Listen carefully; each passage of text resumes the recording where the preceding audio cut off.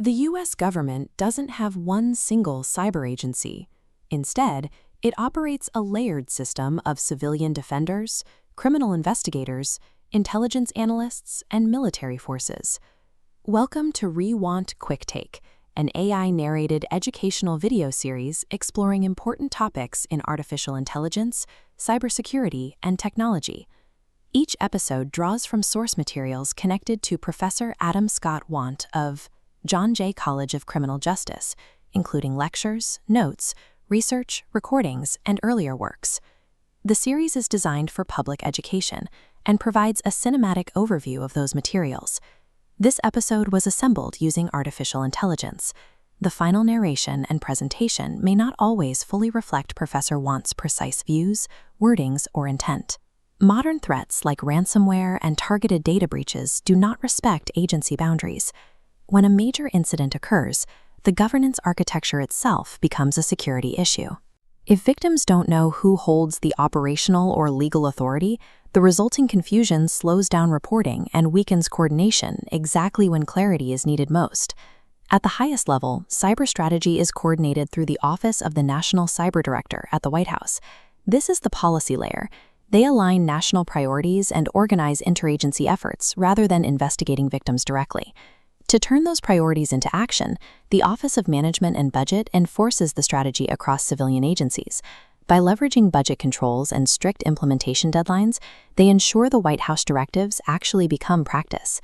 Meanwhile, the technical blueprints come from the National Institute of Standards and Technology. While they don't issue regulations, their detailed cybersecurity frameworks establish the baseline practices used by both government bodies and private industry. Policy direction, budget management, and technical standards combine to form an invisible scaffolding.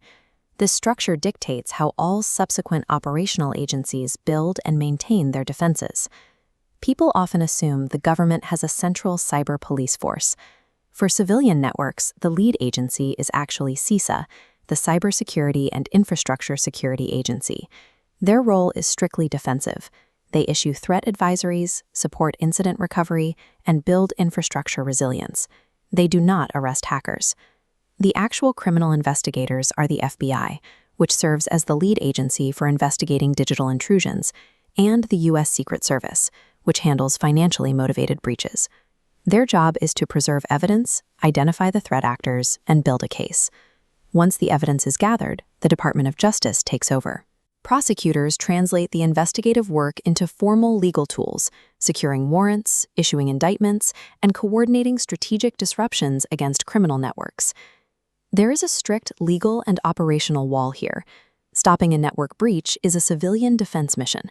Tracking and charging the perpetrator is a criminal law enforcement mission. They require completely different authorities. Another frequent error is treating intelligence collection and military operations as identical. While historically linked, the National Security Agency and U.S. Cyber Command operate under entirely separate legal directives.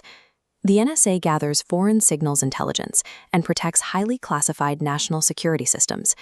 They work alongside the broader intelligence community to provide policymakers with a very clear picture of overseas threats. U.S. Cyber Command is a military combatant command, supported by specific cyber branches within the Army, Navy, Air Force, and Marines. It conducts cyberspace operations to defend military networks and execute national defense objectives. Gathering espionage signals abroad and deploying military force operate under completely separate rules than domestic law enforcement. Attempting to run them through a single organization would cross established constitutional lines. Domestically, regulation is highly sector-specific. Public companies must follow disclosure rules set by the Securities and Exchange Commission. Consumer privacy violations trigger the Federal Trade Commission.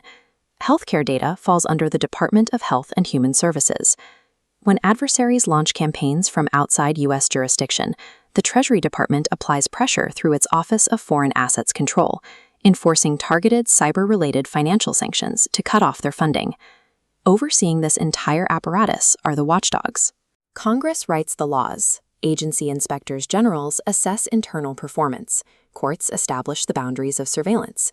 And finally, the Government Accountability Office regularly audits all federal cyber readiness. Sector-specific rules combined with distributed oversight act as a deliberate check on authority. They ensure that no single entity monopolizes control over digital governance.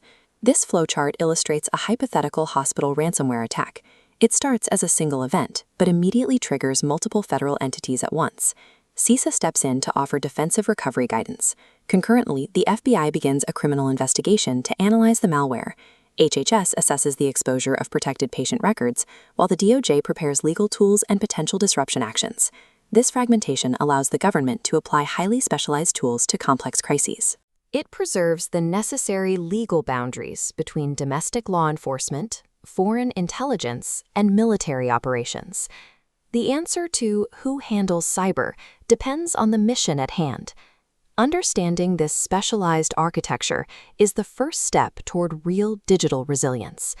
Like, follow, and subscribe for more deep dives into emerging technology, digital investigations, and the ideas shaping our future. And remember, stay curious and want knowledge.